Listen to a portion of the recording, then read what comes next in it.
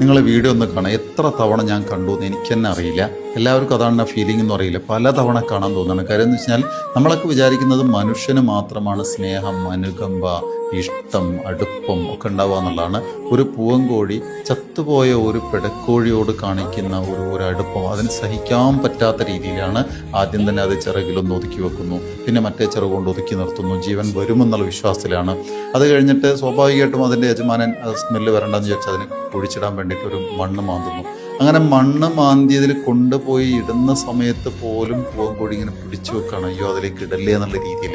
അതിനേക്കാളൊക്കെ എന്നെ ചിന്തിപ്പിച്ചതും ശ്രദ്ധിപ്പിച്ചതും ഒരു കാര്യം എന്ന് പറയുന്നത്, അത് കഴിഞ്ഞിട്ട് മണ്ണിട്ട് മൂടിയതിന് ശേഷവും ആ പൂവൻകോഴി ശരിക്കും ആ മണ്ണിൻ്റെ മേലെ സങ്കടത്തോടുകൂടി ഇരിക്കുന്നൊരവസ്ഥ എന്ന് പറയുന്നത് മനുഷ്യനേക്കാൾ കൂടുതൽ ചിലപ്പോഴെങ്കിലും വിവേകം പക്ഷികളും മൃഗങ്ങളൊക്കെ കാണിക്കുന്നു എന്ന് എനിക്ക് തോന്നുന്നത്.